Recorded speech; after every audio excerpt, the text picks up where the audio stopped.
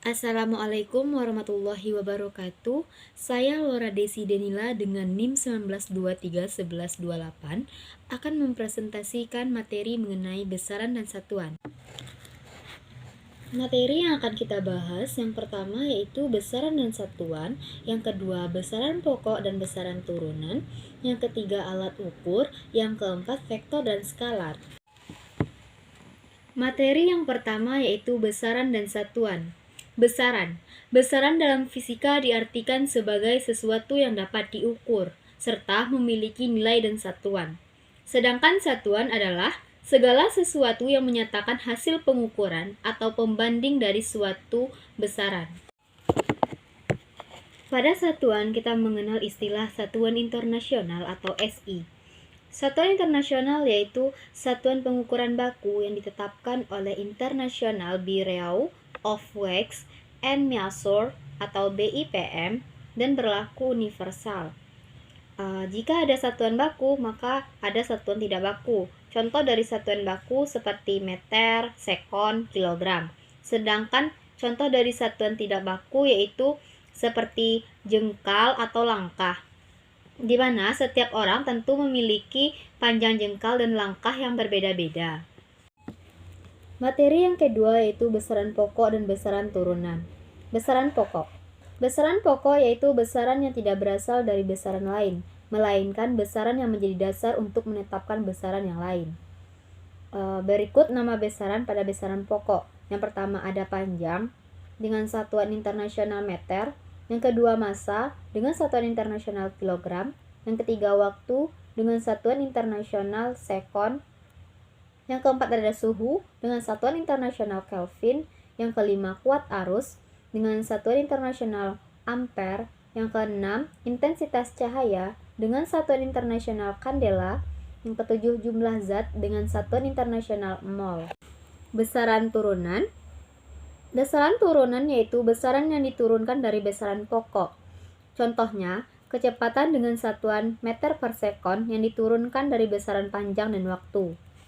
Berikut besaran turunan. Yang pertama ada luas, yang kedua volume, yang ketiga massa jenis, yang keempat kecepatan, yang kelima percepatan, yang keenam gaya, yang ketujuh usaha, yang kedelapan daya, yang kesembilan tekanan, dan kesepuluh momentum. Pembahasan yang ketiga yaitu alat ukur.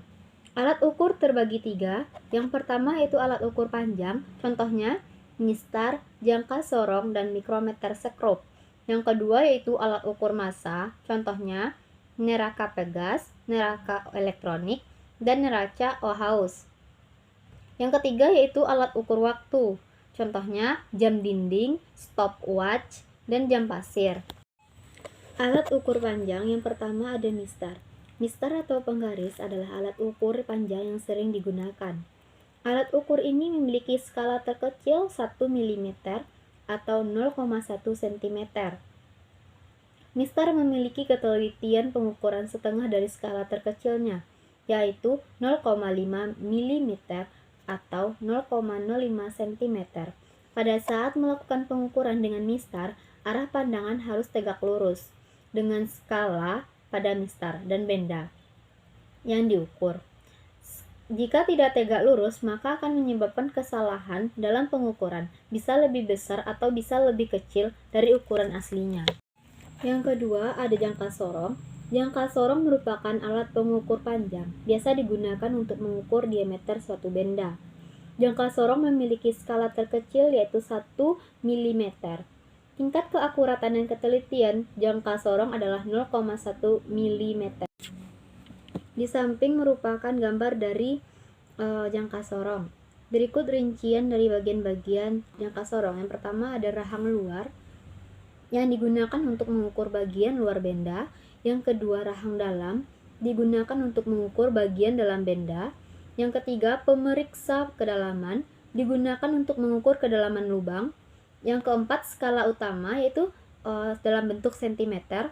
Yang kelima skala utama dengan bentuk inci. Yang keenam skala nonius dalam bentuk sentimeter dan skala nonius dalam bentuk inci. Yang kedelapan alat penahan digunakan untuk menahan pergeseran. Yang ketiga mikrometer skrup.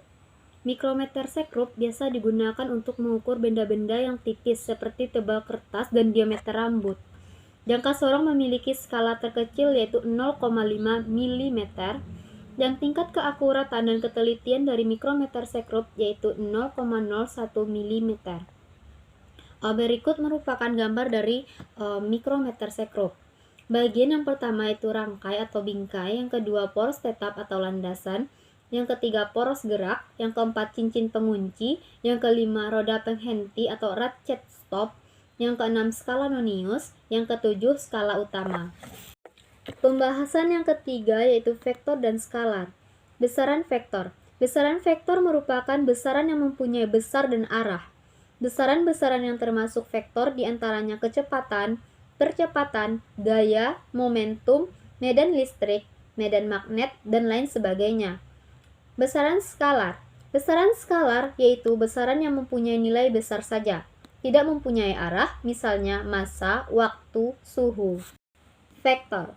Besaran vektor biasanya dituliskan dengan huruf tebal, misalnya vektor A, atau huruf biasa yang diberi tanda panah di atasnya A. Besar atau nilai dari suatu vektor dinyatakan dengan A atau A saja. Vektor digambarkan berupa garis yang di ujungnya diberi tanda panah.